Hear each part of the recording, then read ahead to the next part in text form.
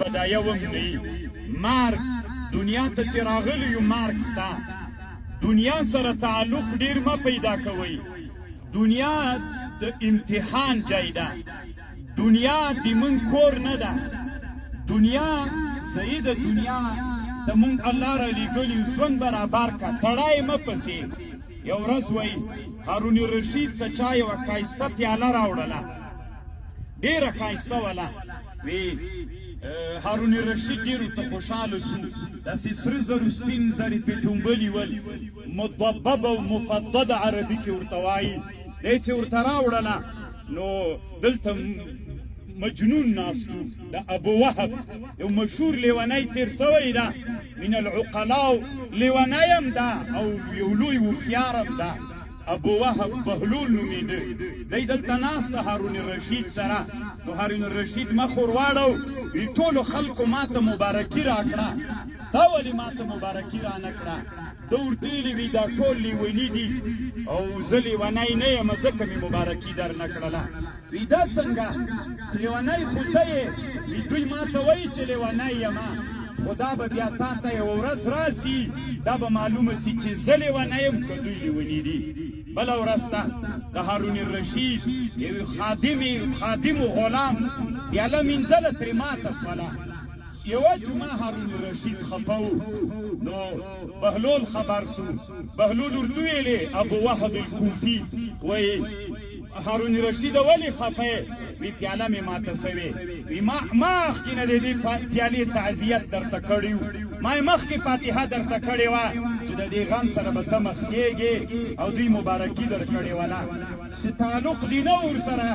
که پیاله ماته وی د ته یې ورسره څه خو کله چې د تا سوه د تا تعلق ورپورې راغی نو اوس چې ماتېږي غم به یې برداشت کوې نو د دې ځوان پلاره دا د الله عز وجل درکړی اولاد ان لله ما اعطى ولله ما اخذ الله درکړیو الله درنه واخیسته نو الله عز وجل دې تا ته صبر درکړي علماو په دغه بحث باندې مستقل کتابونه جوړ کړي چې یو څوک زوی وفات سي علامه سخاویو کتاب جوړ کړی ده ارتیاح الاکباد نومیږي په دې کتاب کې لیکلي یو ورځ سلیمان علیه السلام یو چاته یو سړي زوی مړ سوی و دومره خفه و چې نه یې خوراک کو نه یې چا سره خبرې کولې درد ورباندې حضرت سلیمان علیه السلام خبر سو حضرت سلیمان علیه السلام ته چا ویلي چې سړی ډېر خفه ده نو سلیمان علیه السلام دې سړي ته راغی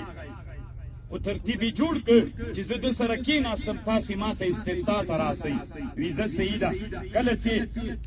سلیمان علیه السلام دې سړي سره کېناسته نو دوه نفره راغلل پوښتنه یې وکړه وي سلیمان علیه السلام پوښتنه کوم وی وایه وي ما غنم کرلی ول نو دا سړی راغی په دې غنم مې چې کرلی ول داسې لو نو هغه ورته ویلې غنم دې چېرته کرلي وی په لاره کې وی چې په لاره کې د غنم کرلي ول نو خو دا د ده سړي لاره ده او مجبور ده چې دی داسې پیځي نو چې تا د ده په لاره کې غنم کرلي دي نو مجبور ده چې غنم لو کړي نو وی دا خو ملامت نه ده لکه تا ولې په لاره کې غنم کرل نو هغه سړي ورته ویلي چې صحیح ده زه بس نه خفه کېږم چې رښتیا ما ښه نه دي کړي ولې کې مې لاره کې مې غنم کرلي دي هغه سړي ته قناعت ورکړ دوی دواړه چې لاړل نو دا سلیمان علیه السلام چې د سړي سره ناسته نو هغه ویلې چې دا خو زه دې پوه کړم راویښ شوم عقل مې په کار راغی ما دا بچی په داسې لار کې کرلی و داسې لار کې راشین سوی و داسې لاره کې پیدا سوی و چې دا لاره مرګ ته وصل سوې ده نو زه ولې خوابدی کېږم دا لار د مرګ لاره ده په دغه لاره باندې انسانان مړه کېږي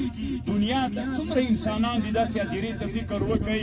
په زرګونو انسانان دلته مدفون دي موږ غوندې ځوانان ول علما ول سپین ږیري ول بدماشان ول ټول خلک ول الله عز وجل ته ورغلل موږ یو ورځ مرګ ته ځو خو یوه خبره انسانانو عوامو سپین ږیرو هدیرې ته چې راغلی د عبرت دپاره راسئ هدیرې ته چې راغلی یوه میاشت دوه میاشتې ځانونه له دې چې نه ځان سره یو څه ویسئ راغللی د پلانکي زوی مړو تر بېګا پورې ټولې خبرې درنه ویرېځي دلته کښېنئ عبرت واخلئ ولې لاړه څه جواب به ورکوي څه اعمال یې کول زه څه کوم څه وکړمه کېدی سي ته اوس سبا ته له یوې پېښې سره مخ شم بیا دما همدغسې د خاورو وړکای ځای ده ته خو یو ورځ دا امتحان که د ځان سره چې دا قبر یوویسته ته دغسې کې څمله ماضي ځان ته یې تجربه که یو 15 دقیقې 2 دقیقې 1 دقیقه پکې څمله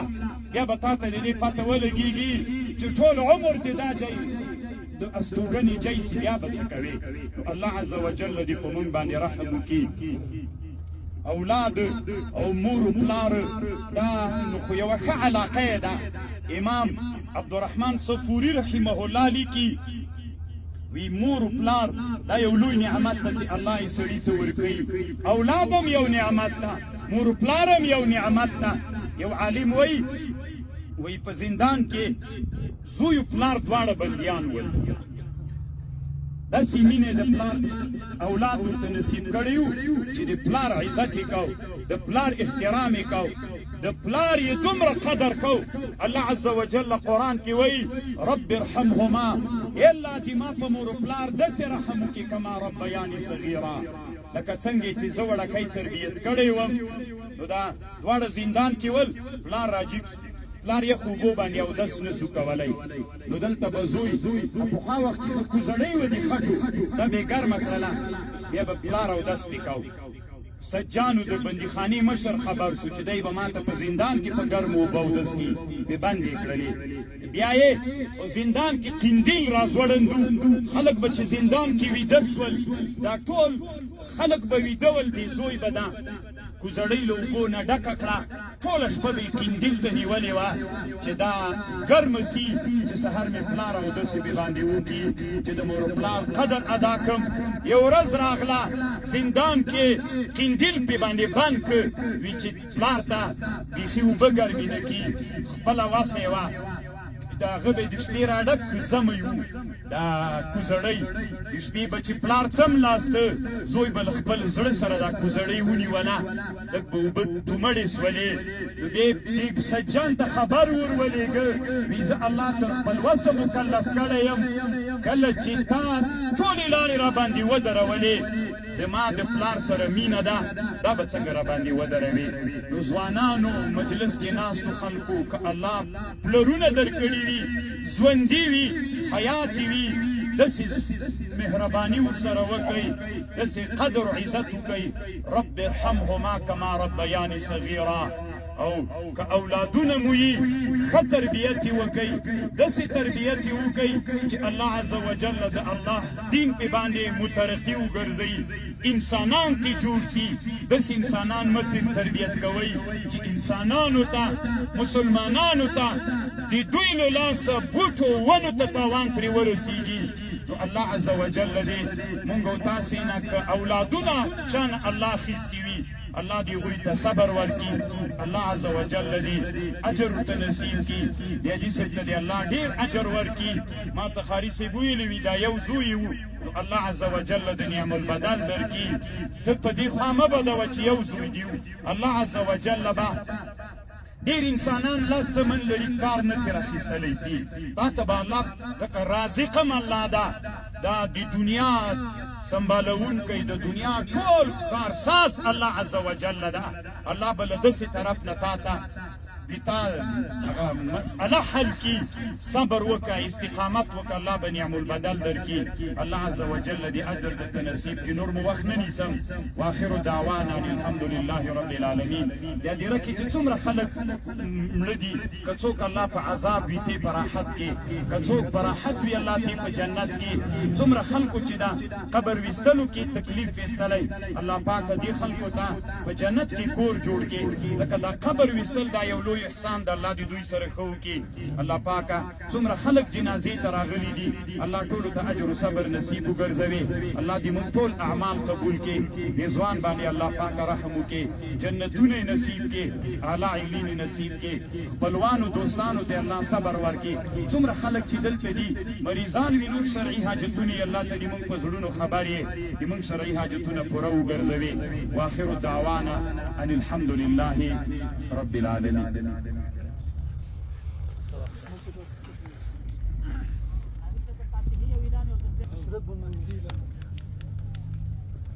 سبا د دوشنبه په ورځ باندې د 9 نه تر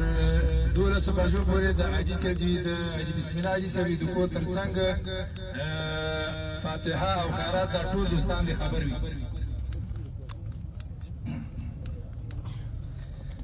أعوذ بالله من الشيطان الرجيم.